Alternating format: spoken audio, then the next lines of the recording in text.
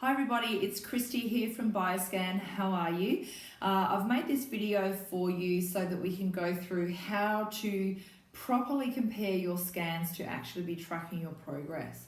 So if you've got two or more of your scans in front of you that you'd like to compare, if you put the old on the left and the new on the right, then we can have a look at the measures.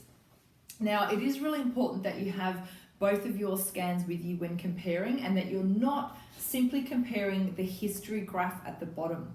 Yes, it will show a change in your weight. Yes, it will show a change in your muscle mass and your percentage body fat, but you must remember that percentage body fat will change if your skeletal muscle mass changes. So it doesn't actually tell you whether you've lost or gained fat or not. If your percentage body fat increases, it does not necessarily mean that you have increased your body fat. You really need to look at it in more detail. So the first thing I look at when I'm comparing two people's scans is I don't necessarily even look at the weight to start with. What I would look at is the skeletal muscle mass. And I can see here between my two scans that my skeletal muscle mass has increased by 200 grams. Now, skeletal muscle mass will go up and down a little bit. It does fluctuate somewhat. And one thing to note actually that if you have recently cleaned up your diet, and in particular if you've reduced carbohydrates, then you may actually notice that your skeletal muscle mass amount is smaller. Now, bear in mind that the skeletal muscle mass measure can change if you've exercised and your muscles are pumped up, if you're stressed or you've been having caffeine because it's pumping blood through the body, and also if you've reduced carbohydrates or any sort of other supplements in your diet, then having less fluff and volume in your muscles is going to come up as a smaller muscle mass. But it doesn't necessarily mean that your muscles are eating away and that you're losing muscles. To actually be in a state where your muscles are eating away at themselves, you would have to be chronically under eating for a long period of time and or submitting yourself to extremely strenuous exercise, for example, like running a marathon a day or something like that. So I compare the skeletal muscle mass, given that it will often fluctuate by a couple of 100 grams anyway.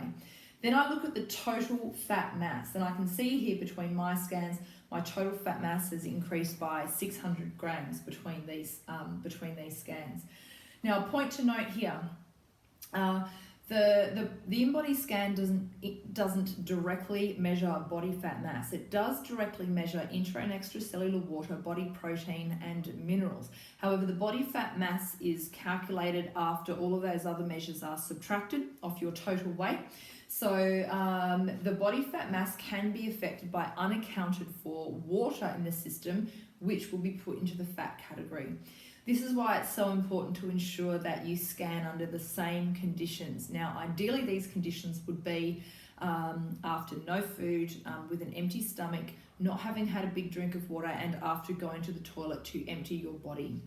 We really want the body to be in a most relaxed state as we can.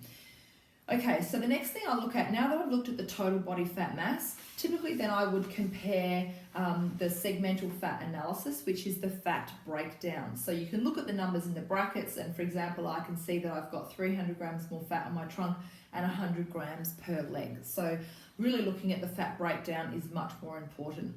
Now, my body fat percentage did change. It's 0.7% up. For me, that's less of an important measure to compare than the fat mass and the fat breakdown. Now, I haven't really had a big change in my muscle mass. It's only 200 grams, but if you have, you can have a look at the top numbers, which is in kilograms, between both scans, and see what the difference is there. My visceral fat is the same. Most other measures are the same. So generally you're looking at your total muscle mass and your fat mass. You may wish to compare your total body water as well, because sometimes people can be up to 1 to 2 litres, which is 1 to 2 kilograms of body water difference.